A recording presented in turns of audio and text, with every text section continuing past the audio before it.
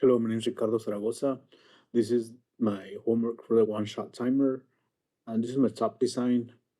It has the interface from the homework assignment, and then this is where I have the signals that I'll be using for the processes.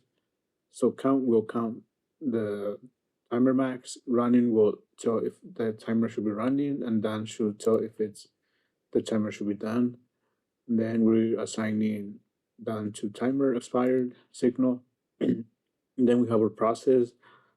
We start by checking if we have a reset signal, and if we do, we set the running to 0, which means it's not running, and count also gets reset to 0, and timer expire is also set to 0.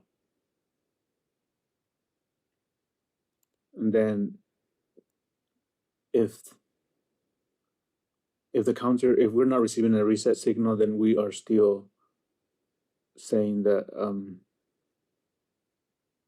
we're not done, and then we check if we have a starting condition for start, and if we do, then we start the condition for done. So whenever we reach the max count for max timer, we set down to 1, else we'll keep it to 0. The same for running. It will stop when the timer max has reached, else it will keep running, and count, same for count. Count will keep incrementing until the timer max has reached.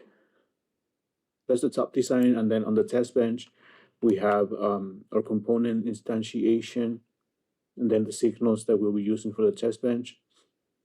And then we begin our free running clock and the reset provided from the homework assignment samples. And then we have a one pulse after reset. So it checks if reset has been assigned, and it waits, and after that it asserts 1 to the start signal. And after that we have our DUT port map, and self-check process is supposed to check for 7 clock periods. This part is not really working as expected. Once I run my test bench, my behavioral result, this is what I get. This is the start pulse, or the asserting pulse for the start signal. This is the reset. This is the clock. And this is my whole design for the one-shot timer.